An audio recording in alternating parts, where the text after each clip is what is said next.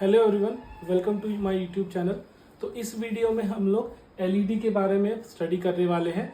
Maharashtra state board में ये question semiconductor chapter में 2 से 3 मार्क्स के लिए आता है। ठीक है, तो मार्च 10 में ये क्वेश्चन ऐसे आया था कि right construction and working of LED with diagram. ठीक है, तो वहां पे सर्किट डायग्राम आपको बनाना था। सर्किट डायग्राम आपका 2 तरह का है इसमें। एक तो ये सर्किट डायग्राम है जो ये एनसीईआरटी में भी फॉलो होता है, और जो स्टेट बोर्ड में फॉलो होता है महाराष्ट्र स्टेट बोर्ड में थोड़ा सा अलग है, लेकिन पूरा कंस्ट्रक्शन वैसे ही है। एक आपको केसिंग केपिंग की भी डायग्राम यहाँ पे दिए, जो मार्केट में एलईडी आता है वैसे यहाँ पे दिया गया है डायग्राम। ठीक है, तो इसके हम स्टडी करते हैं। तो बेसिकली जो एलईडी होता है उसका फुल फॉर्म होता है लाइट एमिटिंग डायोड। एक तरह का स्पेशल पीएन जंक्शन डायोड होता है।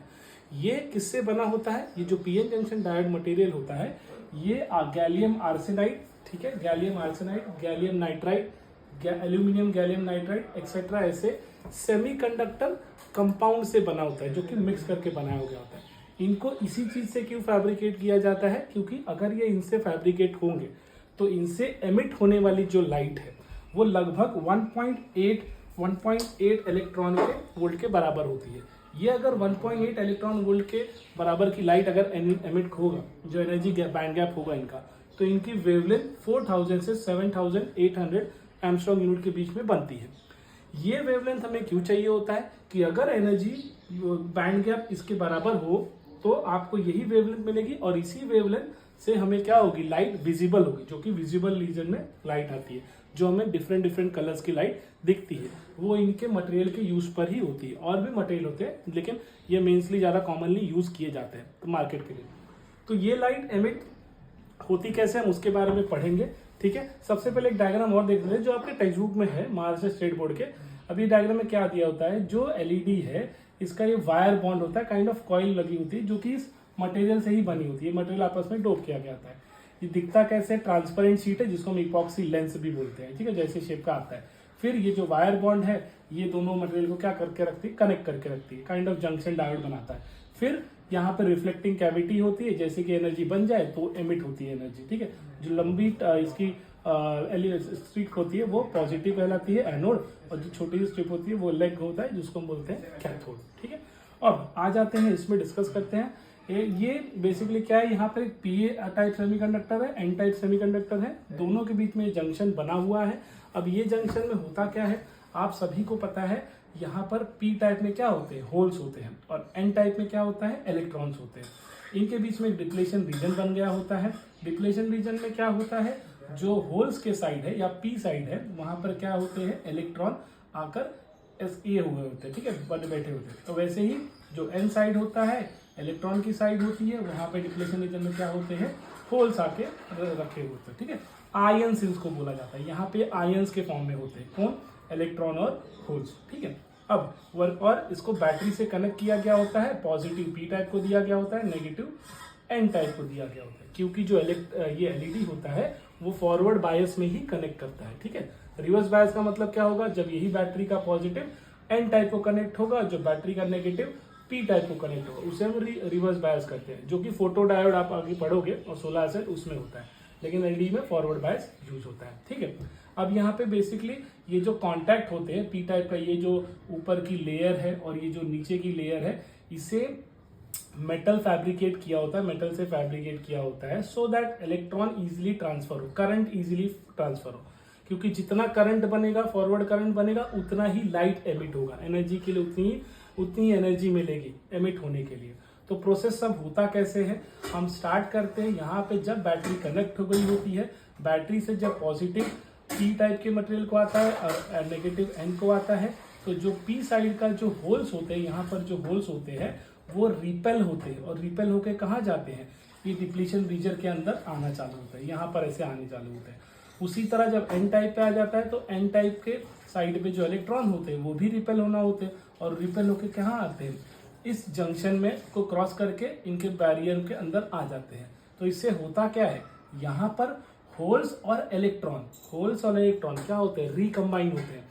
रिकम्बाइन होने का मतलब क्या है? एनर्जी क्रिएट होती है, एनर्जी बनती है। जब हम इसको दूसरे डिवाइस में जब एनर्जी हम देते हैं तो ये ब्रेक होता है, तो इससे इलेक्ट्रॉन और होल्स क्या होते हैं? फ्री होते हैं। लेकिन यहाँ पर एलईडी में एग्जैक्टली उसका उल्टा होता है।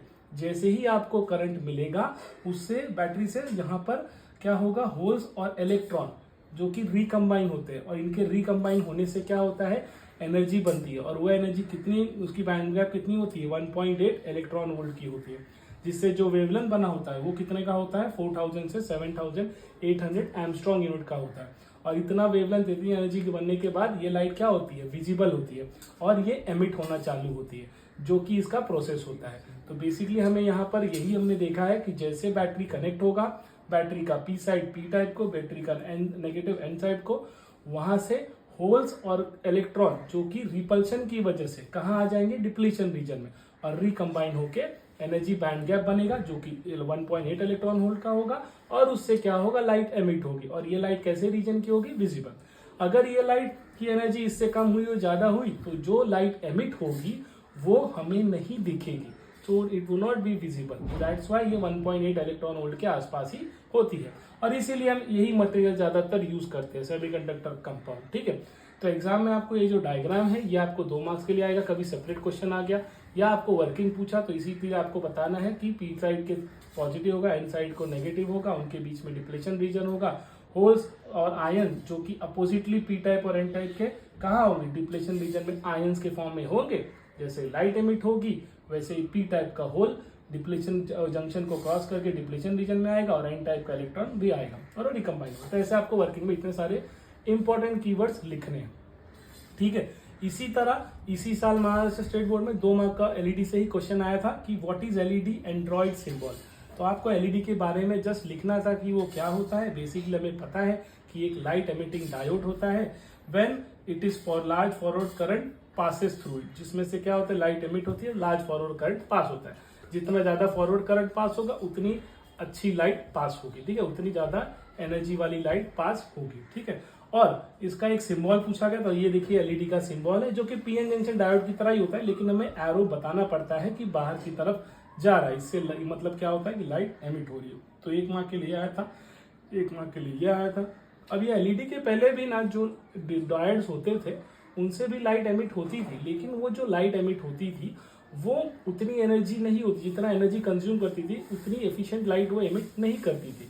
तो इसीलिए जब एलईडी आया इन कंपाउंड के मदद से, उसकी जो इफिशियंसी है लाइट एमिट करने की वो क्या हो गई, बाकी सारे लाइट से ज्यादा एफिशिएंट हो गई, और ज्यादा एनर्जी की लाइट वो एमिट करने लगे, कम एनर्जी कंज्यूम करके ज्यादा एफिशिएंट लाइट एमिट करने लगे। इसीलिए हम लोग मार्केट में एलईडी यूज ज्यादा हमारी डे टू डे लाइफ में भी हम लोग कर रहे हैं। और ये सेमीकंडक्टर डिवाइस होता है, इसलिए हमको पता है कि कॉस्ट भी कटिंग, यहाँ भी जो कॉस्ट होता है कॉस्ट फ्रेंडली होता है, ज्यादा महंगा नहीं होता। ठीक है, तो आई होप आपको ये समझ में आ गया होगा। ये डायग्राम इंपॉर्टेंट है एनसीईआरटी के बेस पर भी, और जो आपके महाराष्ट्र स्टेट बुक टेक्स्ट में लगभग ऐसा ही डायग्राम है, ऐसे ही P type N type created है, ऐसे ही होल्स है। फंक्शन जो मैंने आपको बता दिया वैसा ही है। ये मार्च 2024 में क्वेश्चन आया था, उसको आप एक बार देख लीजिएगा। ठीक है, और ये डायग्राम आपका एक प्रॉक्सी वाला दिया गया। ठीक है, थैंक यू।